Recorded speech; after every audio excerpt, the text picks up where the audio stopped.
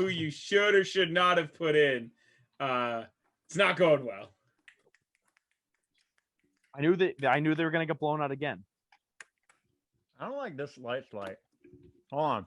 Let's use my bougie ring light that actually works now. Oh, it works now? There we go.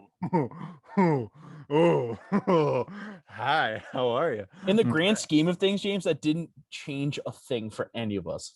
Yeah, it didn't change. Yeah, literally. Oh, really? I look good as hell on Instagram. Your computer just adjusted to the light, so it just looks the same. Though I do have you on this new monitor that I got today, so I'm stoked. Yeah, see, that is better news.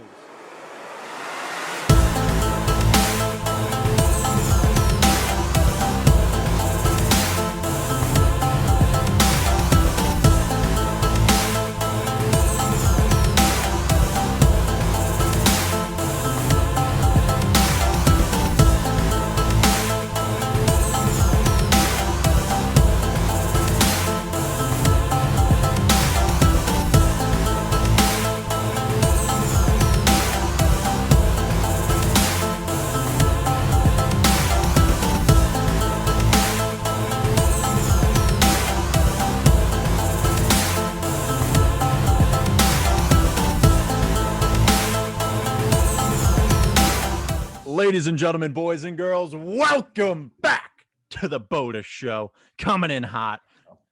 BOTA boys, Boston side of it, not looking too good right now. Let's start right off the top with that.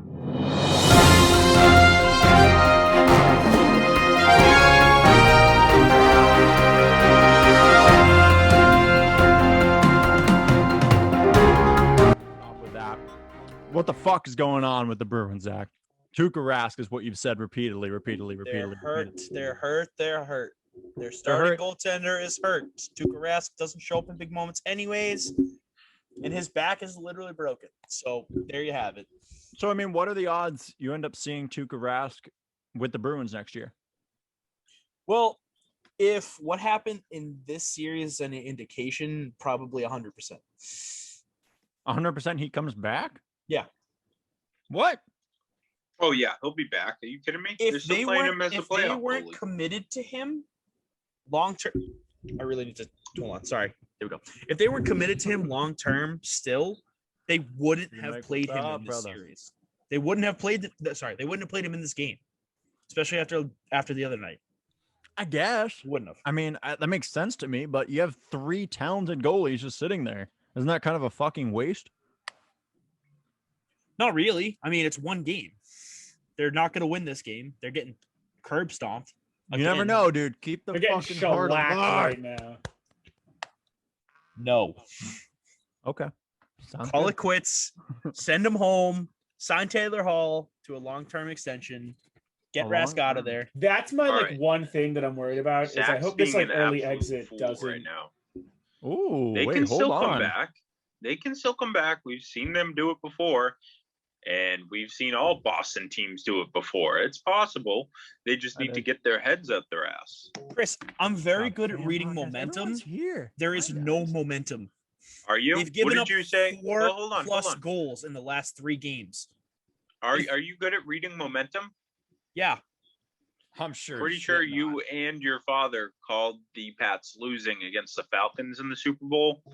Okay. You've called the Bruins losing multiple times. Hold on. Who on earth at 28-3 was like, wait, hold on. That's not even like a momentum thing. I watched the game to the last second. I don't. First of all, Chris, I like how you just put blanket statements out there and expect everyone to just believe them. So I'm gonna fucking set the record straight here, okay? I watched that game. You're gonna fucking find out. This is exactly what happened, okay? My dad and I are both extreme pessimists, and whenever our teams start losing, we just shut the door, and that's fine. Sometimes that's what I was just trying to get you to admit. Sometimes it doesn't. But that game, okay, I was sitting there 28-3, and I said, you know what? This doesn't feel like a game that's over. I said that. I also said that to my dad because my dad is the person who will go home. Go ahead. You can doubt me. I literally said that. Just to give you that look, and I sat there and said that. Okay. Because I was in a room of people that were exactly like me, and I was the only one saying this doesn't feel like a game that's over. I had a weird gut feeling. Go ahead, give me that look. I 100%. I don't know what's all going on honesty. anymore. No, Chris, every time I have a right take, Chris has got to doubt me. Every time, got to come at me. No, I'm just bringing truth into it. He's sorry. mad because I've accepted the fact that the Bruins are going to lose because they're getting shellacked by a team that is healthier and has had their number all season. And you have not accepted that yet. No, I think they look like trash right now. That is just not the case.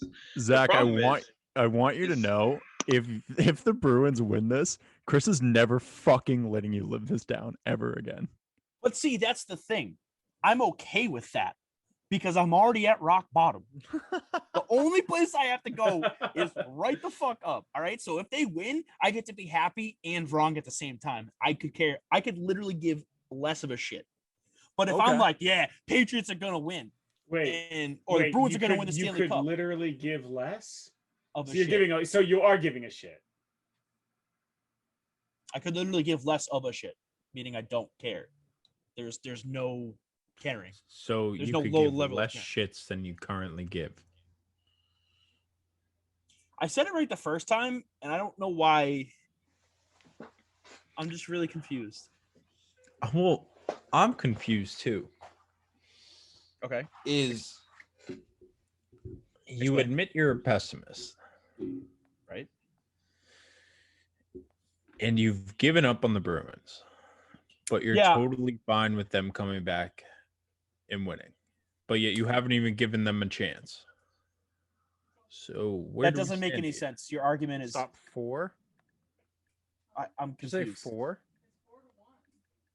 Who's it for? What? Chris, I don't know. You said what 4. I'm saying from the back right now. What I'm saying is that I'm looking at this game heading into the third period. It's 4-1. They still have Rask in net. They kept Rask in net yesterday. They almost made a comeback. They didn't end up winning. I know how to read momentum. If you come back and you fall short, usually the next game you don't win because you tried to give everything in that last game to come back. If you fall short, that momentum is wiped. Gone. It's 4-1. That's Third where period. I have an issue, though. Is that official? How do you have an issue with me just stating the facts? Can you explain your momentum reading to me? Oh, I don't know. How about 4-1? There's momentum right there. They've scored 3 unanswered goals. That's momentum. So I'm just confused. Every comeback that ever occurred, you were wrong on. Dude, side note on this whole What the thing fuck is are you Max. talking about? Max is in the chat right now on Instagram, just ready really? to fight whoever is ready. Once again, you're gonna have to listen to Drunk and Disorderly to figure out what's actually going on. But Max Wait, what? is steaming in the chat right now. Why? Dude, you have to listen in. All right, I'm not gonna release the secret sauce. All right, all over. No, but like, why is he all ready over to? screen. He's ready to fight anyone or like Anyone. Yeah, Literally, as we on found out at the very end of the any episode, on like any single anybody. take. Or, All right, let's go, Max. people. We Anyways. talked about fighting Uber drivers. We talked about Oh, buddy. fighting, All right. XYZ. Look. the Rush song? He's gonna fight his song. Anyway. Thanks. So Appreciate that's the Bruins right now. Bruins season is almost effectively over. that. No, As I it's said, 4-1 right now. Not great. Connor's very happy. Whoever wants it, whoever got it. Bruins are, in fact, about to get eliminated. Game Point Live. It is about to happen. Habs will win the cup. Statement from Pure Finesse Sports. How are we feeling about that? Because right now, we'll talk about the NHL since we're here. The Habs are arguably the hottest team in the playoffs right now. Okay. But, Zach, I know where you're going to go with this. And I think you're going to go with the North thing, right? Yes. All right. Speak your truth. Are you on drugs? Am I? No. Yes, no, whoever actually. The fuck, It's not whoever the the fuck Habs' that. fault the Leafs gave up a Okay. The North Division was the weakest division in hockey. I thought it was 7. 100%. Mm-hmm. Okay. Anyone from that division could have run through. It's proven it's true because Montreal got hot at the right time. They ran the table. They won 7 straight games. So wait. No, I'm sorry. Yeah, 7 straight. It's my fault. Yeah, they won 7 straight games. 4, a clean sweep against a team that it swept previously. So again, it doesn't matter. It's the North. They have to play an actual fucking hockey team this round. They're gonna get shellacked. Now, is this your momentum speaking, or no? It's the fact that the North has a lack of any fucking solid defenseman ever. Just existing here, folks. At all. All right, so Pure Finesse Sports has come back and said 5 straight wins, and then the Maple Leafs paid 3 guys over 10 mil on their contracts and still lost. Yeah. And then put your quotations, not good. Feel bad because I know next they didn't show up. Hockey.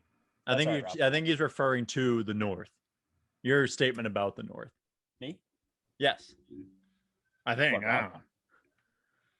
Rob, what's up? What'd you say, Rob? Rob, what'd you say? No, this is just a conversation. Hey, Rob, what were you saying? Yeah. Can you guys hear me? Yeah. Rob. Yeah. Rob. Yep. Rob, your mic's not coming in. Oh, shit. Rob, you there? Rob, we can see the thing going, but it's just not like volume's not output. There's no output. Sorry. What? This is awkward. Rob, we could hear you the whole time. I knew you could. Yeah. The momentum really shifted away from me. Toes, baby. It really did.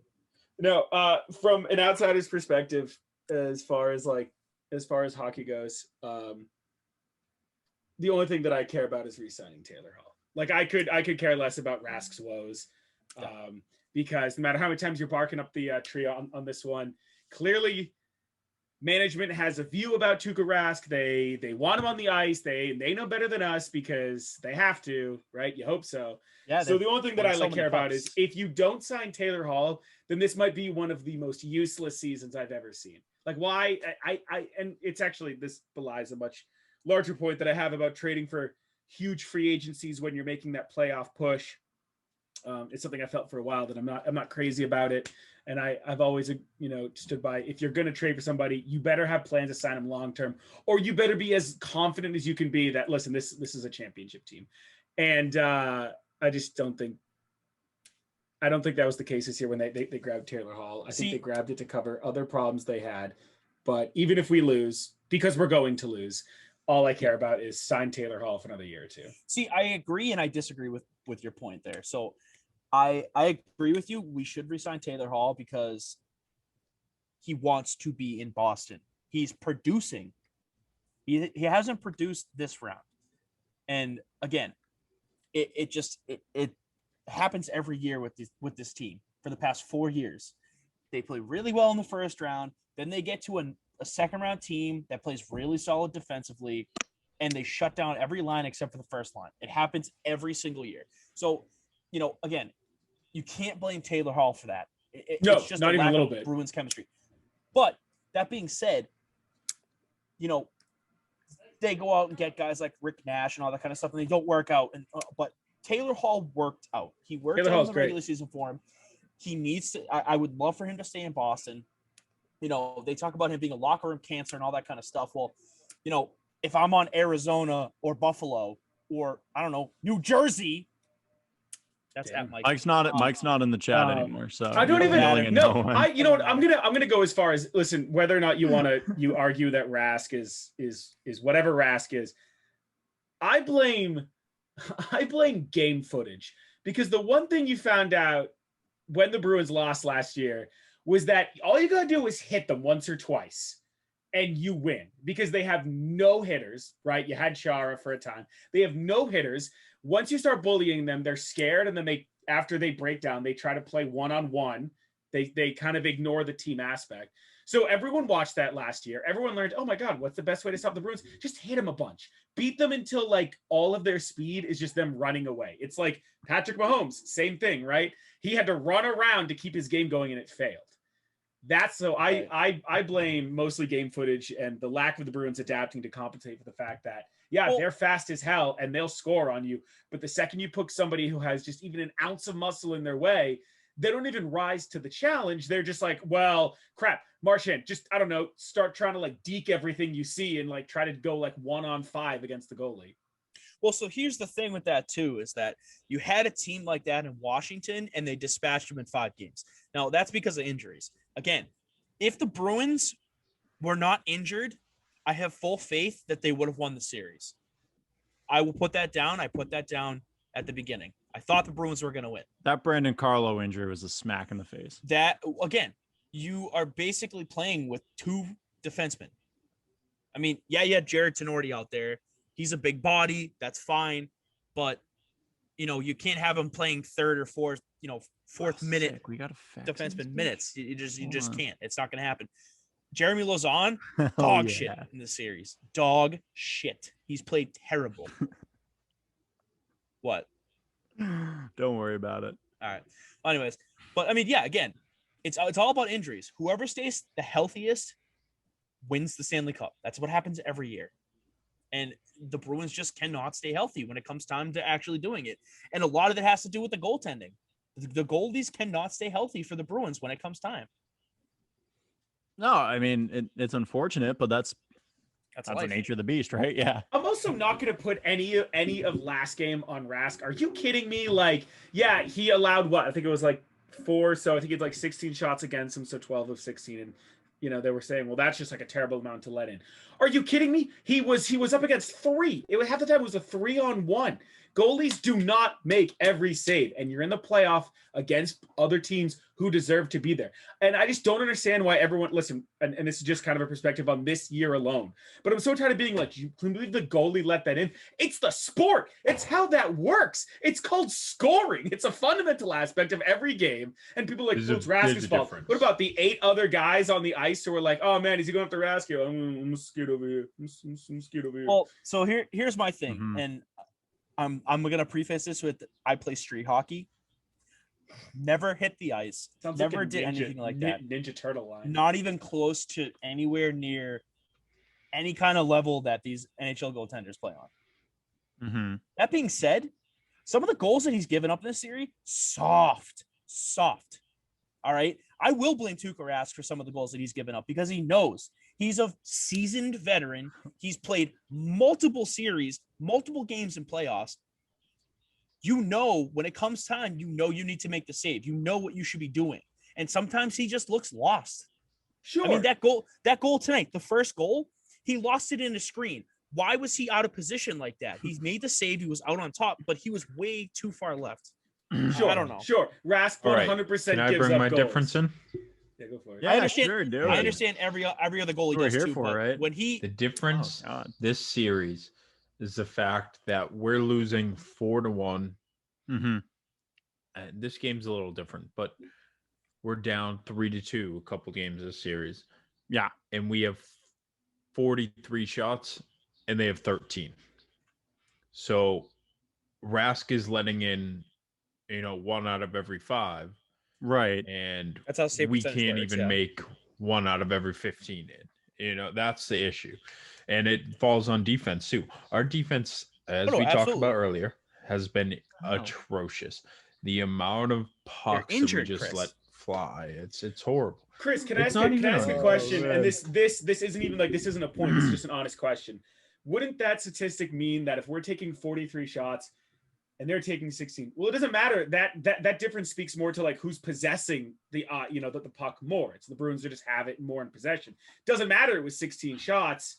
It only takes 1 to go in, right? So you could take 16 versus 43. It's not because because New York was just taking. I don't know how to explain this. What I'm saying is if you have taken 43 shots, you own the puck more, right? It's a possession. Oh, that's all I'm asking. Is that real? Is that what that statistic statistic tells tells more shots in the offensive zone, but more to me, what it looks like is we can see if we go back to Rask during the regular season, he's having 30, 40 save games. So he's just dropped to the fact where if he's letting every, 2-3 goals in every 16 shots, let's multiply that by 2. That's 6 goals for every 32 shots. And it's just looking like that this series. It's just hasn't been like that during the regular season, which again shows his regression come playoff time. Rask is just my personal opinion. When it gets tight in playoffs, he is just god awful. How does he do? So how does he do with an uninjured defense? I mean, which was mostly during the regular season when the Bruins were on a hot streak, and that's when they were most healthy. But again, come playoff time, you can't just expect to be healthy. No team is healthy right now. Some teams are healthier than others. Tampa Bay is, bitch. Doesn't every team suffer when there's an injury? Not necessarily. It may be more noticeable with Rask, but it's because it's the goaltender position. Like, yes, with a healthy team, it's probably amazing. And you're right. Expect injuries, adapt as a team. But at the same time, when you're the only guy who has to stop the puck, it feels like the spotlight on Rask is more, let's just throw blame at the one guy who's like letting them in. And again, this is all an outsider perspective. I could be wrong. Like everyone in the hockey world could be like, this dude's an idiot. But it just feels like, to me, is it because Rask is just in a situation now more this particular series where it's like, dude, like we kind of need you to both be kind of a defensive man and we need you to be a goaltender and we can't really support you and sometimes we're not going to be able to score. And then people are like, what the hell? So here's what I'm going to say. And then obviously before we go into this rant, we have other points to make during the show. So we should move on. I agree. It's a combination of things, really. I mean, again, I from day one, since he gave up those 2 goals in 17 seconds against the Blackhawks in 2013, I've wanted Rask out. I've wanted him gone. So I get it. My opinions are biased because I've wanted wide open net. Is that surprising? It's called momentum, Chris. Apparently it's your gut that's giving that momentum. We're getting hot. Yeah, no, that was a joke. I love you. I love you. Rask continuously chokes in big moments. That's number one. He is also injured. He is not at 100%. Just the like defense me. is injured. But Rob, to your point, have you ever been at 100%, Chris? I always choke in a hot dog. Chris, you were contest. Born. It's the biggest moment of my life. I was born with what? Said you were born with? No, really, he was. I'm 100% serious. He's not lying. No, I'm not. It's not even a joke. Like it's my true. Phone got too hot. Really? Did it like yell at you? What was it? What was it sitting on?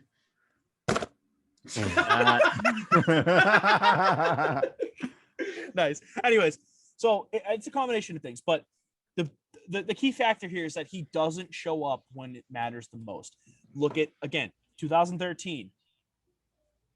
Game Great 6. Year. No, not really. Not for Boston. Great year. 10 out of 10 year. Didn't the Red Sox win the World Series? Yeah, also Boston Marathon. Oh. Yeah. Oh, Rob sports terrorism confirmed. Yeah. Yeah. Well, anyways, so he doesn't show up in big moments. Look at game 6, gives up 2 goals in 17 seconds. Again, you can give it on turnovers, whatever, but you're not there in the big moments.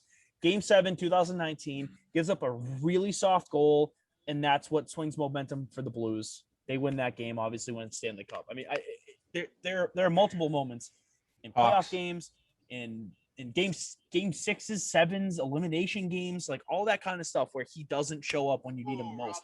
And someone on YouTube. Yeah, so I don't know.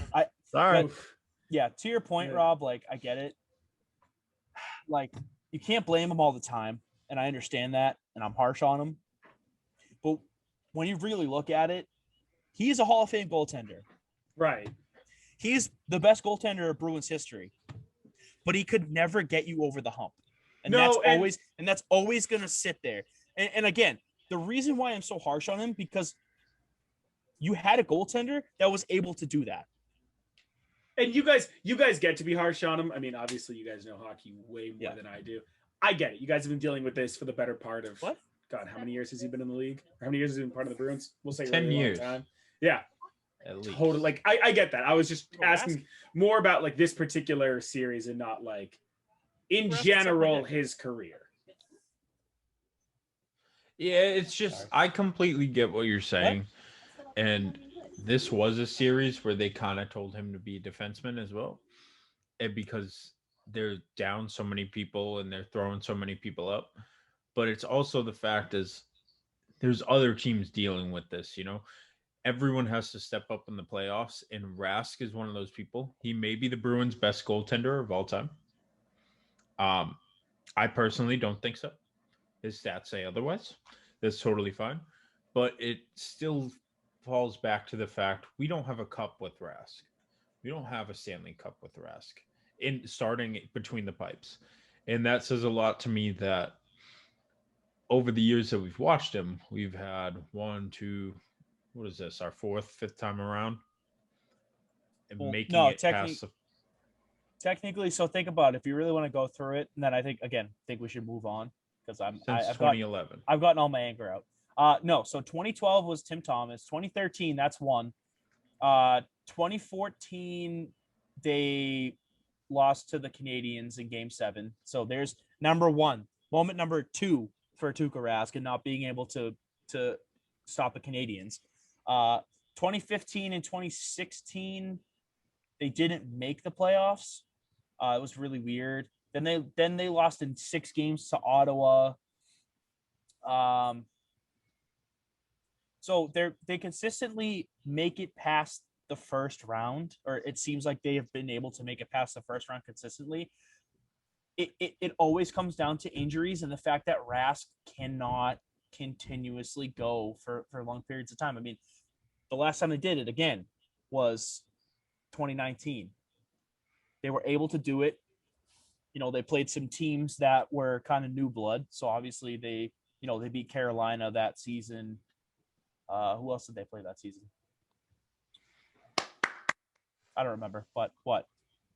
4-2. Okay, there you go. That's good. Doesn't change much. How much time's left? Marchand. 15 minutes left. All right. But anyways, so yeah, so those are my thoughts. Long thoughts. We'll move on right now. Yeah. Will we? Are you sure? Well, yeah, because if the game otherwise this is literally going to be like a play-by-play of the Bruins game going forward. Yeah. We do have some other sports news to go into. Yeah, so it's just that was I just want to very, very long. Can I actually present something to talk about real quick as far as sport news goes? Yeah, fuck it. Cool. So it's come out that Kemba Walker and the Celtics are both looking to have a mutual parting in the offseason. Yeah. And my first thought with that is, one, that speaks volumes to how I think we all felt about the Celtics this year, which was it was 4 forwards and a point guard. I'm a little bummed that Kemba wants out. I really liked him, and I thought he was a perfectly fine point guard. I actually like the way that he complimented Tatum and Brown. And point guards can be tough to find.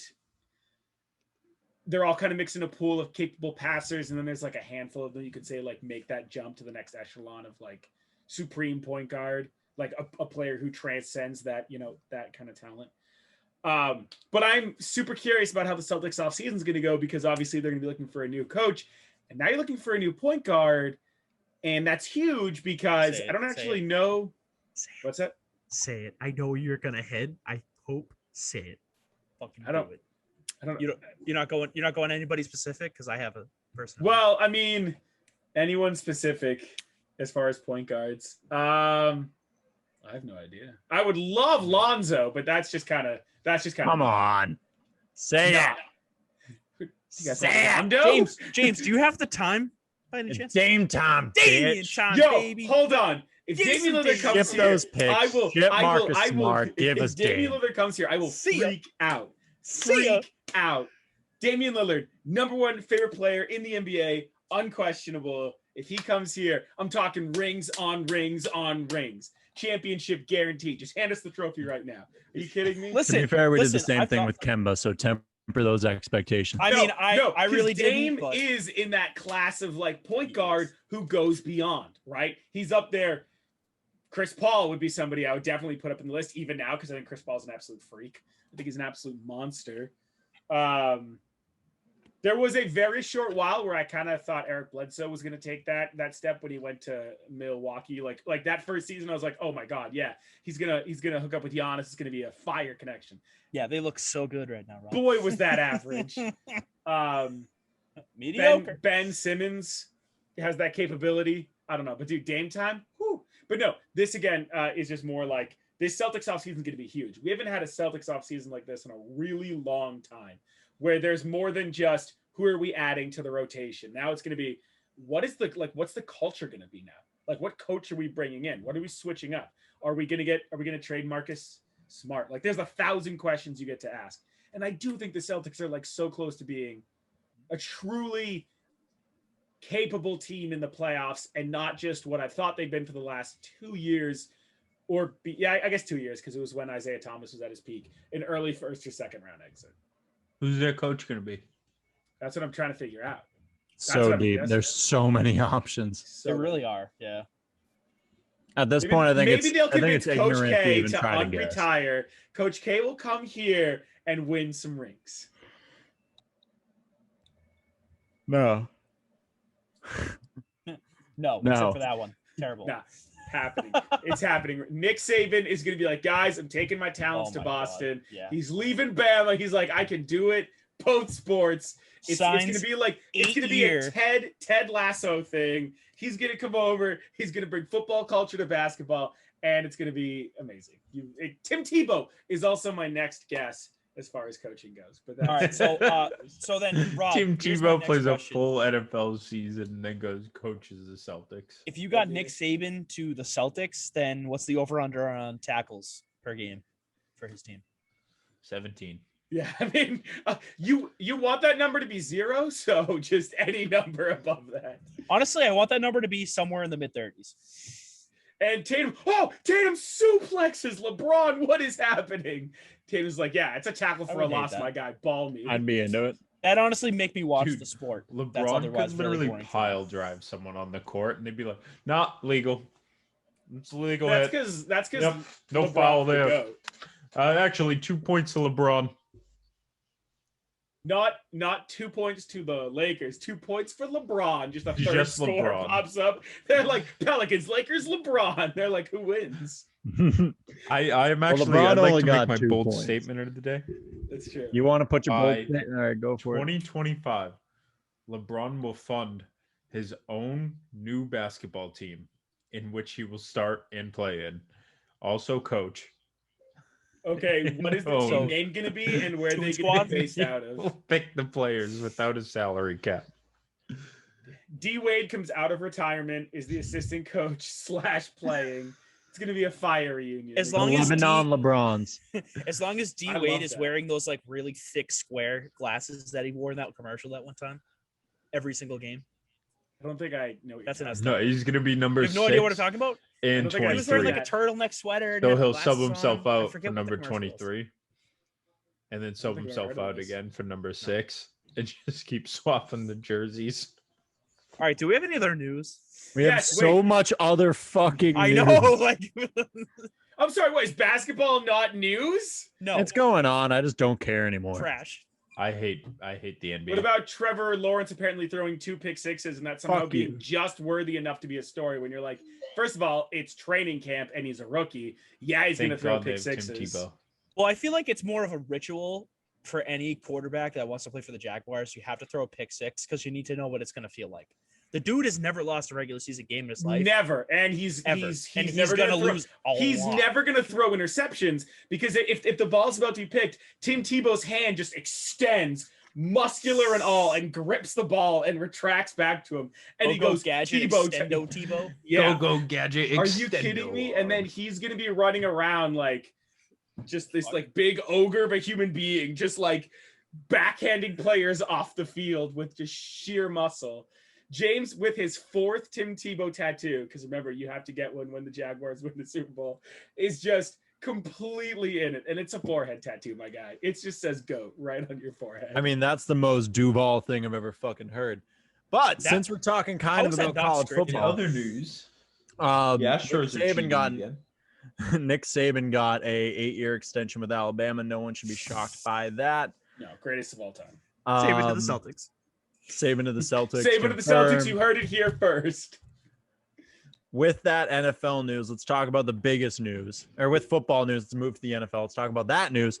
Let's talk about Julio Jones ending up in Tennessee, boys. What a terrible, terrible, terrible trade for Atlanta. God awful. Are you kidding me? You got a 2nd round pick out of that? Are you kidding? And a 6th. Woo. Yay. I mean, you could have gotten so much more. Are you kidding? Yeah, well, it's either that or you don't sign Kyle Pitts. So, I mean, they probably got the most they were going to get out of it, and they get to sign Kyle Pitts. They found a trade partner who is willing to eat $15 million. Yeah, I know.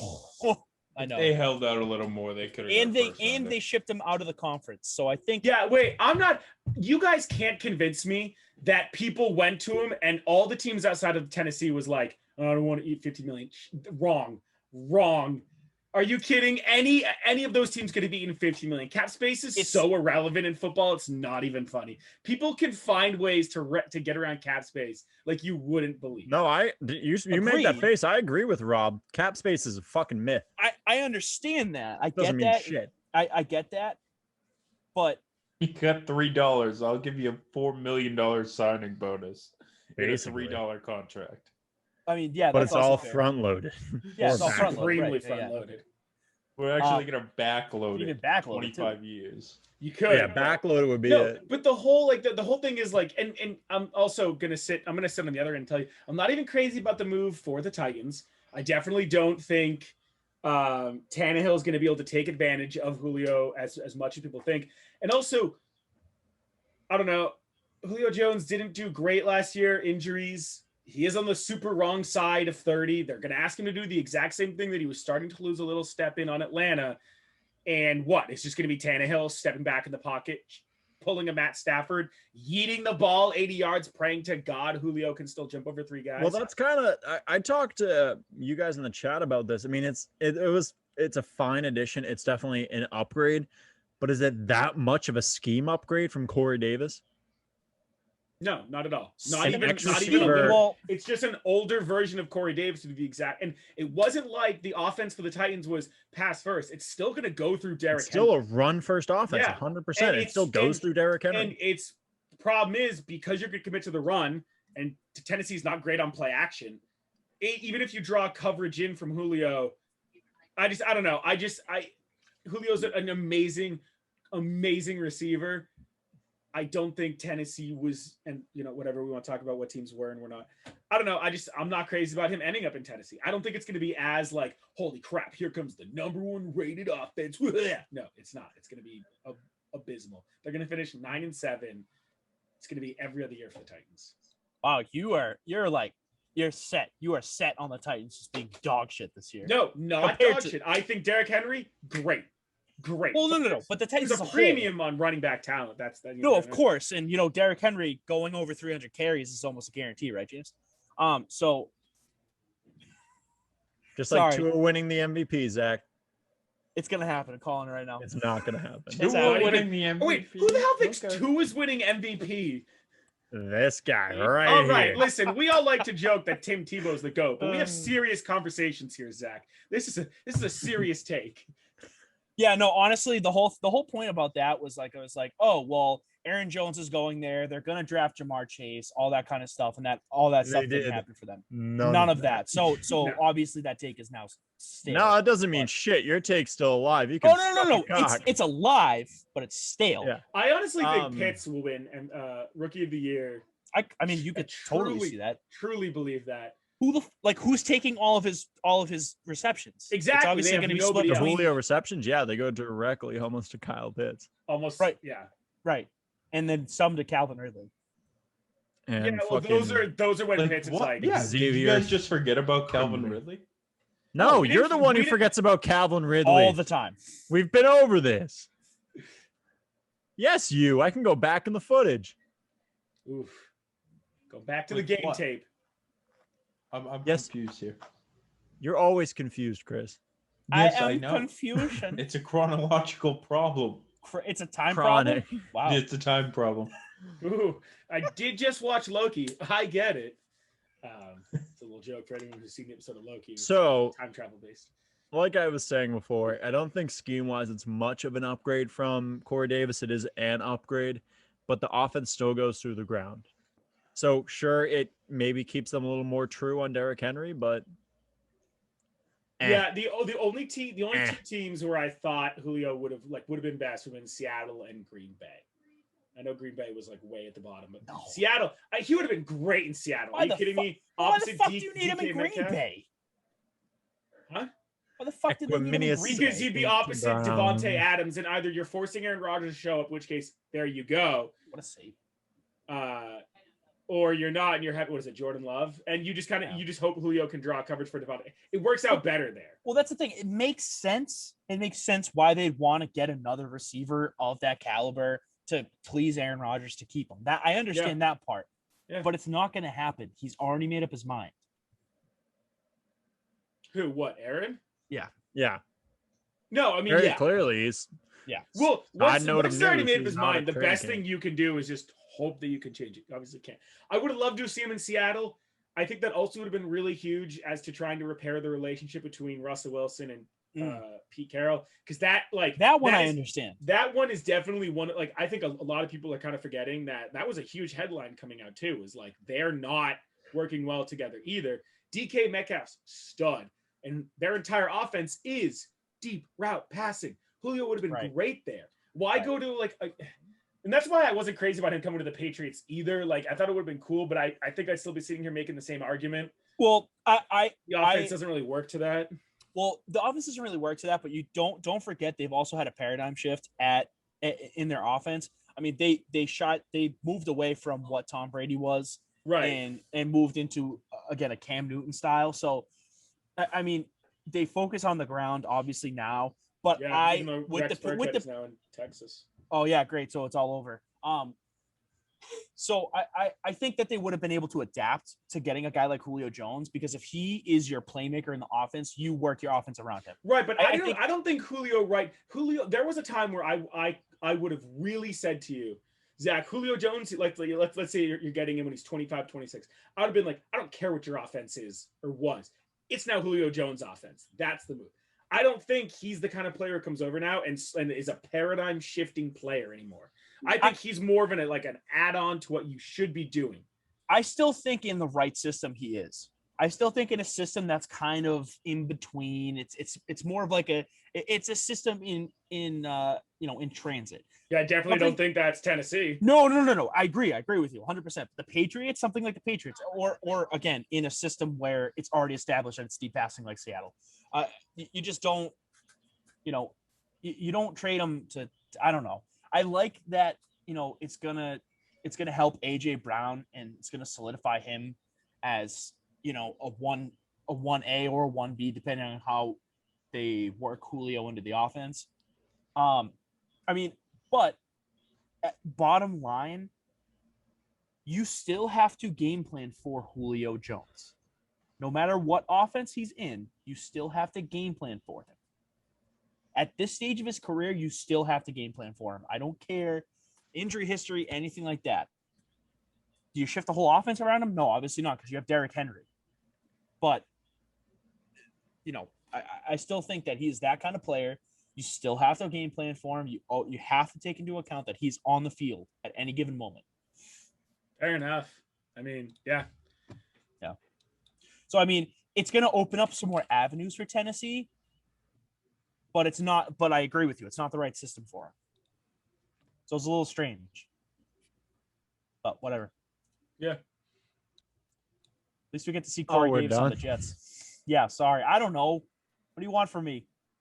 I'm here listening. I need structure. Chris, how you doing down there? Just watching the Bruins. Still 4-2? 4-2, Yes. 2 minutes left. Not going well.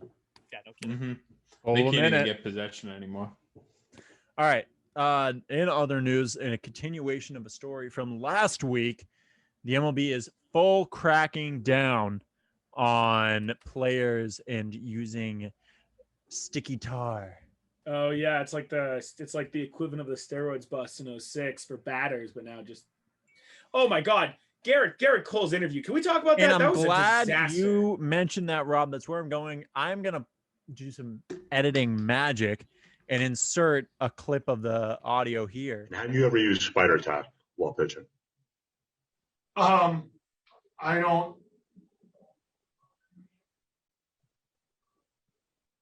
don't know. I don't know if I don't quite know how to answer that, to be honest. I mean, there are customs and practices that have been passed down from older players to younger players, from the last generation of players to this generation of players. And, I think there are some things that are certainly out of bounds in that regard. And I've stood pretty firm in terms of that, in terms of the communication between our peers and whatnot. And I, again, like I mentioned earlier, there's, this is important to a lot of people that love the game. Wow. Well, don't you mean Zack is going to do that? Wow. No, I'm doing the audio. Why? Oh, sorry, the video. My fault. Wow, wasn't that such a great clip? That was great. Crazy. You're just going to have to send me the same clip so we're on the same page. Yeah. Wow. Thank you. That was the most awkward interview question I've ever. Oh my God, interview response. Sorry, not question. The question was justified. The question response was great. of It was awkward. oh my Zoom. Oh so God, uncomfortable. he was just like and then to have the audacity to be like I don't understand the question. I'm sorry, what? Yeah, and then Bro, I asked you blame a the yes or older no. generation on passing it down. Oh, that was like, well, there's certain things that players tell new players, and I'm having trouble understanding your yes or no question. So baseball is really about the older players. It's tough, right? Look, thank you all for showing up today. Like, are you what happened? So it seems like to me is he's the kind of guy that would share a needle for steroids. That's what it seems like to me. Well, hey, he passed it to me, so I want to fucking use it. Like, really, I mean, it just to me, it seems like he's just disingenuous. He's not, he doesn't care what you think. Like, he's going to do what he wants to do. Which, I mean, in his defense, he doesn't he's a major athlete. It's not like we're like, he's not hired to be a super nice guy. He's hired to throw strikes.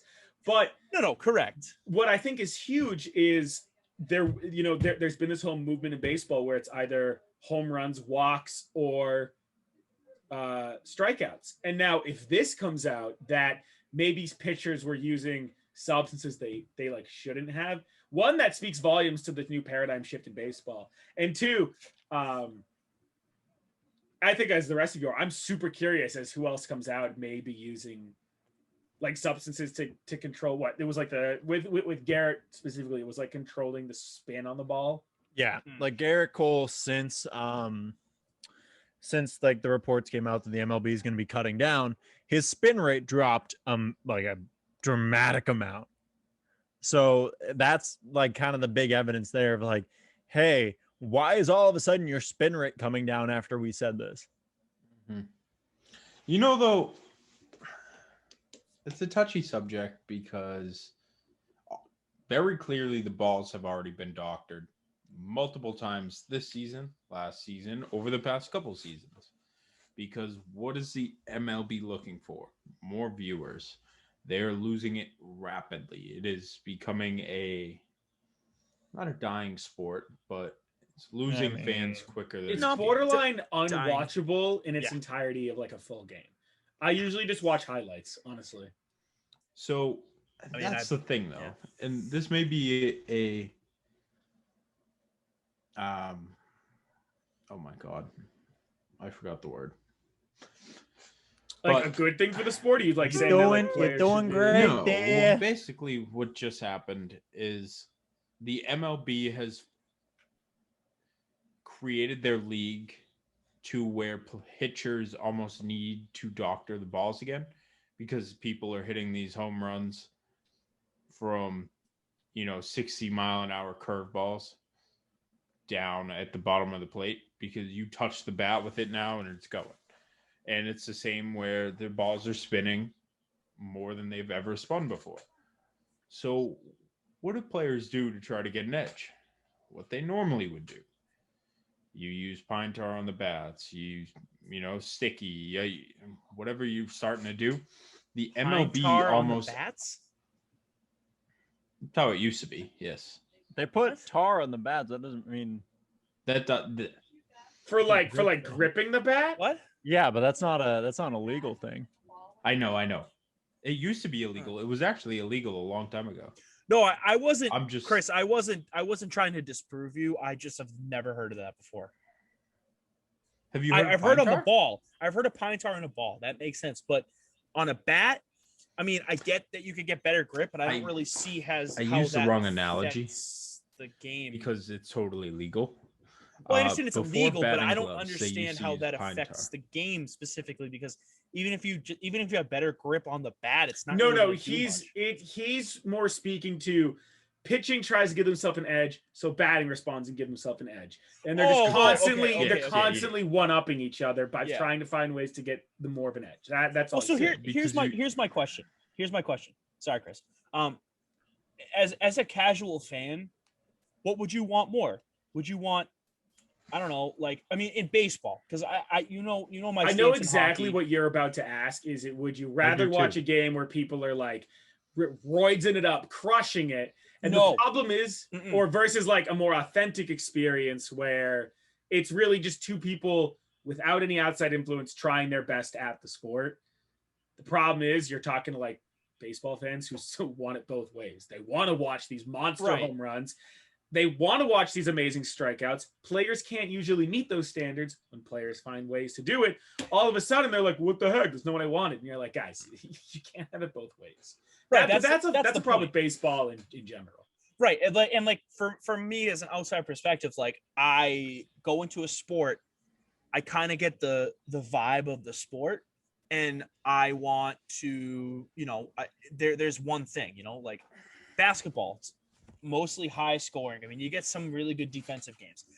In basketball, I prefer the defensive games because I think it just adds a little more oomph to the game where you get a really big block and that's huge. But in baseball, like I want to see home runs. I want to see big hits and stolen bases, all that kind of stuff. Yeah, pitching's cool. That brings you into the game. That brings you excited. Well, that's what I'm to saying. Watch it. So I understand why the league is cracking down harder on pitching than they would be on batting. Because for the casual fan, for me, it seems like offense will drag. You see what I'm talking about? Yeah. I feel like in baseball, the offense will drag you in. The defense will keep you. Yeah, I see. I see what you're saying. I see what you're saying. That's actually a really interesting point. Yeah. Because it happens with every sport. And I look at this in hockey specifically, so in hockey, you can have all of it. Hockey is one of the sports where you can have a high scoring game, but also still have a goalie battle.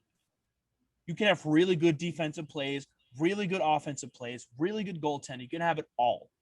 You know what I mean? And obviously that can still happen in baseball and it could happen with any sport, but I feel like just for me watching hockey and obviously having that bias, I see it more in hockey and see how that, that can happen more so in hockey, All right. Well, I guess that's I thought there was more to that point. Oh, I see what you're saying. Yeah. I'm watching the end of the Bruins game. And you know how all the coaches have masks on the bench the whole time? Yeah. They take them off for the handshakes. Well, that doesn't make any sense. Makes sense. Right? Dick's worth of sense. Yeah, whatever. What? No, that's a really interesting point. I'm curious to see. I'm very jaded on the MLB's ability to handle situations where they have to dole out punishments. The Astros World Series, I think, will be probably go down as one of the greatest mishandlings of the MLB commissioner making any type of decision other than being like, guys, that sucked, huh? High fives around, am I right? All right, everybody, I'll see you next season. So I'm curious to see what that means, because obviously, I mean, what are you gonna say? Like, crap, well, we found out Garrett Cole's making the ball spin more, so find every pitch he threw and redact it. Like, no, we can't do that. Like, it's just not gonna work. Are they gonna force teams to be like, well, you cannot start Garrett Cole this year, you cannot play Garrett Cole for the remaining of the year? Or is it gonna be one of those like, guys, like, stop doing that? Or are they just happy that, no, we're talking about baseball? Bad. Yeah, like bad. They're like, oh my God, guys, Dad, they're talking about boy, baseball get again. out of here. You can't do that. Well, so I propose that. So this is besides the point, but let's finish the news. We've been running very long, but I do have a very interesting Master Debaters question. If you guys want me to pose it, and we can. I do. Wait, can I talk about Grand Prix, like F1, because that was sick. Oh yeah, go for it, dude. Okay. Isn't F1 the worst? All right, James, continue. I'm kidding. This is because I saw what you were going to say, and I love F1, and I love you. I was about like kind of chilling before Saturday morning. Side note, James, it looks like you're wearing a yarmulke, but go ahead. I know it kind of does, right? Big yarmulke vibes. Shalom, babe. Sunday morning. Sorry. So Sunday morning, and the Azerbaijan Grand Prix was on. I was like, oh, fuck yeah, cool. Like, let's put it on, right? So fine race. This dude's like 5 seconds ahead. And I posted this on our Instagram too. Dude's 5 seconds ahead. Fucking left back tire blows up. 5 laps left to go. So he's out of the race. Damn. Then, like, so they're doing the pace laps, and like they're like, all right, well, we're down to like 3 laps. So we're gonna stop the race. We're gonna clear the track. Like they had a pace car, whatever. They're going to restart the race completely in like pole position. So my guy, Lewis Hamilton, right? Who is like the only racer I really knew. I knew him from like when he started. I was watching him. He's fucking going in hot. He's ready to take it. He's in third. His brakes end up fucking locking and he can only go straight. So he's out of the race. Then the other dude of the teammate whose fucking tire blew up ends up finishing, barely crossing the line before his tire fucking explodes. It was fucking intense. 3 people who have never, I believe, haven't placed on the podium, one of which was a first for a brand, won. Perez ended up winning it. It was so much fucking fun. It was electric. That sounds Where was the race? Azerbaijan. Which I had to, once again, like I said in the video, had to Google where that was. It's like that's Eastern, like not Eastern Europe, if you really want to call it. It's like not Asia. Like Turkey's. Wait, neighbor, is it Eastern or Eastern? It's like no, there 5 times. No, it's Western Asia. It's basically it's Azerbaijan, Armenia, I believe, is there as well, and then there's Georgia. It shares a border with Georgia. Those 3 countries in there.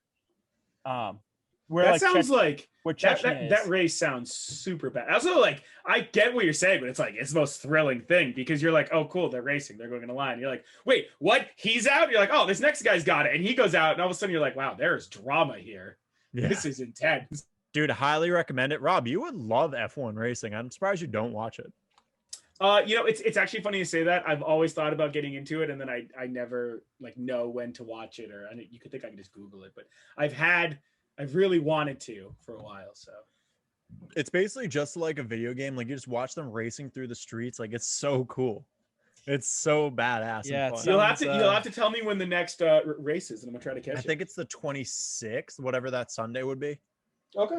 Sounds like there's more. Definitely gonna try to watch it. Sounds like there's more broken rubber than prom night, James. Back to you. All right, Zach, get into Master Debaters. Let's do this.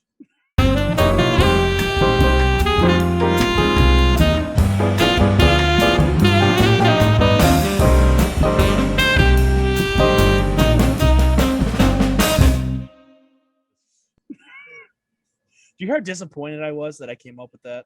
Yeah, you died at the end there. I really didn't want to say it, but I kind of had to. Yeah. All right. Well, so Rob, you're hammering the Astros.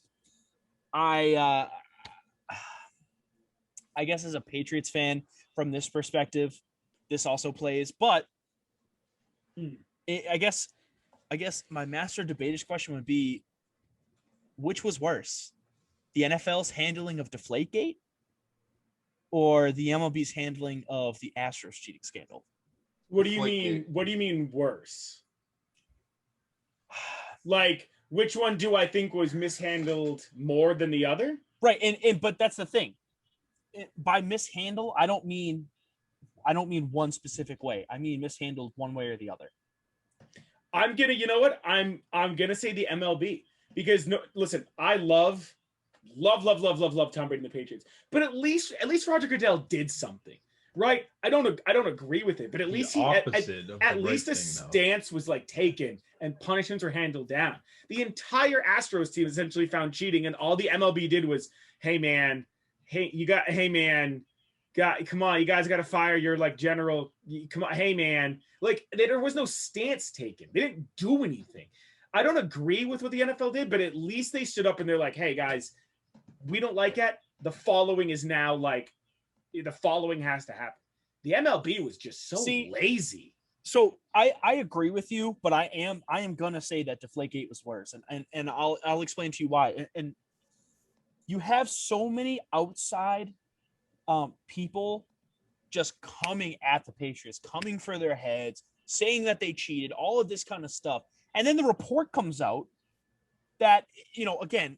We'll get into the details. It was 2 out of the 17 balls that were underinflated, and the Patriots blew the Colts out in that game. They went on to go win the Super Bowl and all that kind of shit. So it didn't matter. Then they went 2 more Super Bowls in the following 4 years. So for me, doing too much is worse than not doing enough. I don't know. I don't know. Well, that's why it's a debate. We can say that because we're like Patriots fans. Well, that's not necessarily true because, in any circumstance, doing too much for me is worse than not doing enough at all. I don't know. I think you got to find a middle ground. The way I'm looking at it, they're both extremes. The way I'm looking at it is which one would have prevented it from happening again, and I don't think either, which is fucked up part. No, that's a really good point. I remember when like Deflategate came out, and all of a sudden everyone's like, "What the hell?" And then like a bunch of quarterbacks, Aaron Rodgers included, were like, "Wait, I do that too." And like a bunch of quarterbacks were like, "Right, we like." Philip Rivers was like, "I mean, yeah, that's how it is." But like, compare that to how they handled Bountygate.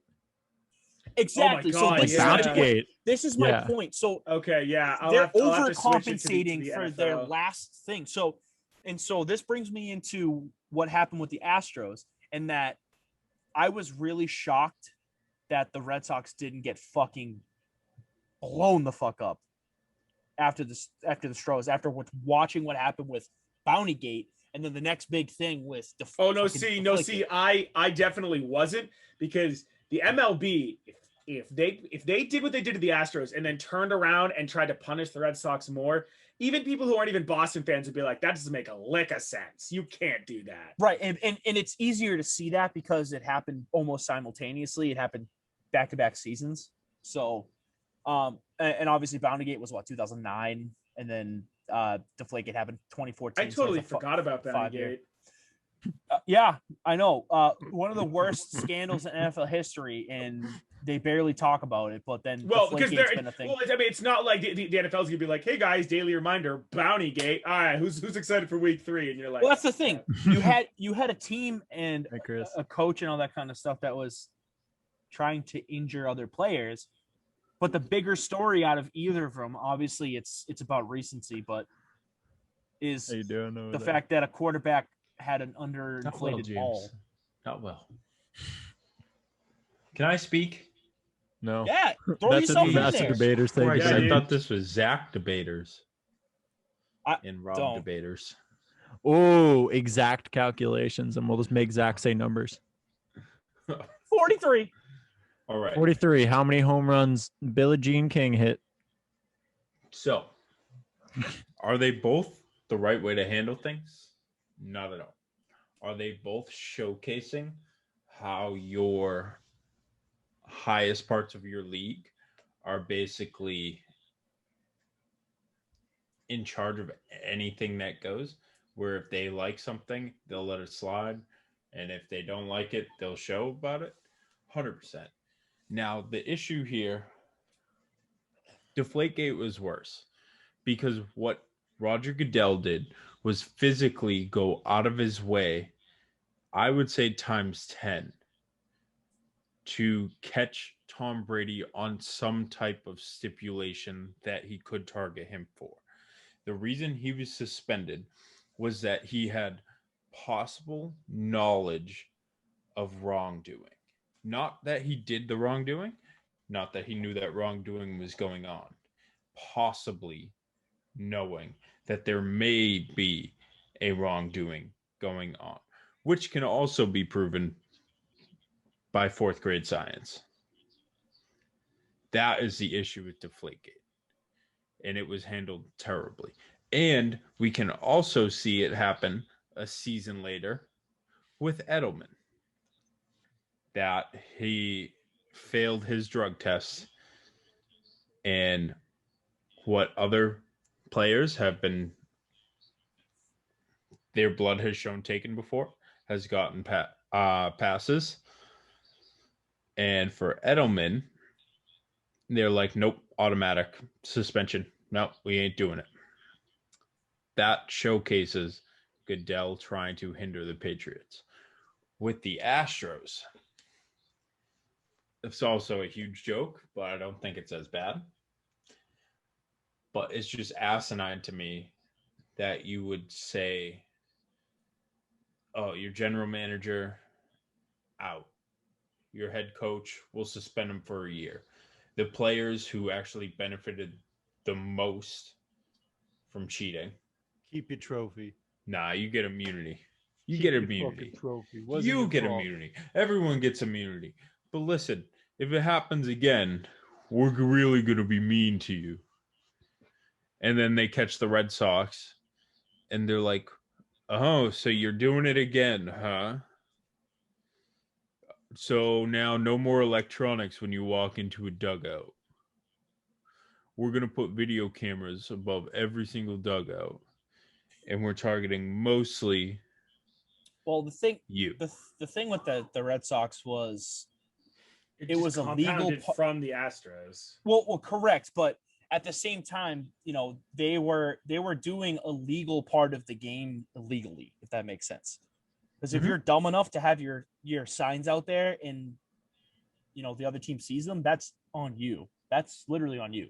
The electronic part was where they got in trouble, obviously, but that's a part of the game. Like, you can steal signs if they're out there and you do it the right way. Baseball has always had that unwritten rule where it was like, hey, everyone kind of finds ways to get around this. Yeah. Don't be the team that has to make us call everyone out on it. And it just kind of felt bad that the one time I guess in recent memory, where it was like, hey guys, speaking to the MLB commissioner, we really need you to drop the hammer on this. And the best they can do is, guys, come on. I mean, Rob, I completely agree. A lot of the backbone of baseball, a lot of what it was built on was dancing that line of is it cheating to is it not? Right. I mean, going right back to the Black Sox, which very clearly was cheating. But the way it was handled when the evidence was presented, when everything was laid out, and when it was dragged through the dirt to just set the precedent of, well, he shouldn't have done X, Y, Z. It was a pissing contest, not a punishment from Goodell. Mm-hmm. So I'm going to say that Deflategate was worse. Yeah, hearing everyone's arguments, I am going to switch it. Deflategate was worse. I concede that point. And I think for me, it's the fact that I don't really know how to say this. Hold on. Azerbaijan, yeah. For me, it's that basically, like Chris had said, the facts were not on the table, but yet Roger Goodell played the game. He had everything in front of him. No more evidence was coming in. The evidence that he had was enough, and gave Tom Brady a 4-game suspension, docked them a first-round pick, fined them $250,000. $250 million. We want your franchise now. Yeah. Or one Garrett Cole. True. Yeah, no kidding. Well, no, Garrett Cole's worth be a half of a Garrett Cole, to be honest. Well, I mean, it depends. How much does he spend in Pine Tar a year? Boom, roasted. All right. Yeah. Well, anyways. Well, I guess we all agree. I did a good job of convincing. Yeah, all right. Let's go. Woo, woo, woo. Oh, cool. Astros beat the Red Sox again. Great. All right. Well, bad night for Boston. So, any other thoughts before we close out, guys? I'm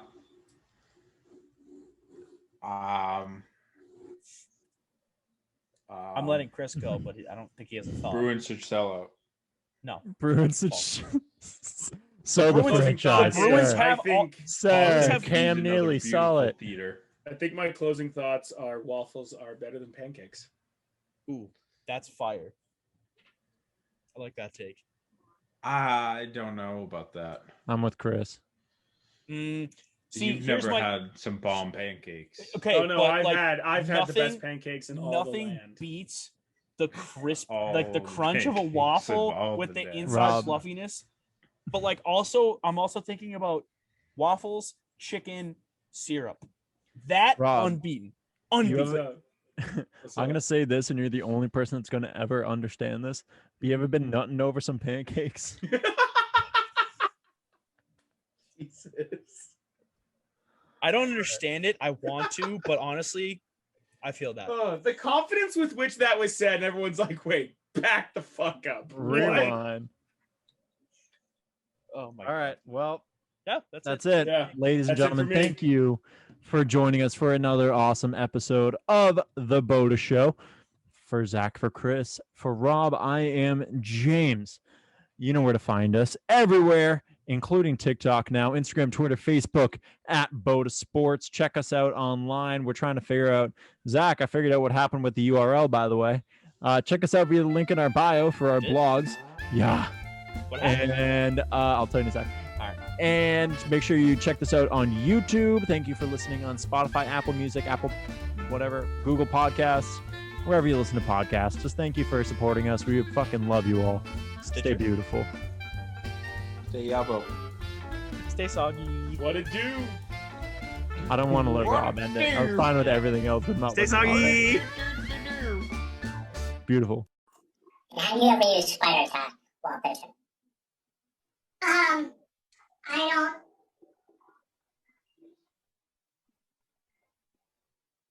know.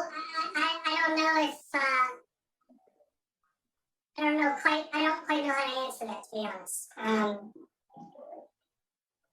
mean, there are customs and practices that have been passed down from older players to younger players, from the last generation of players to this generation of players, and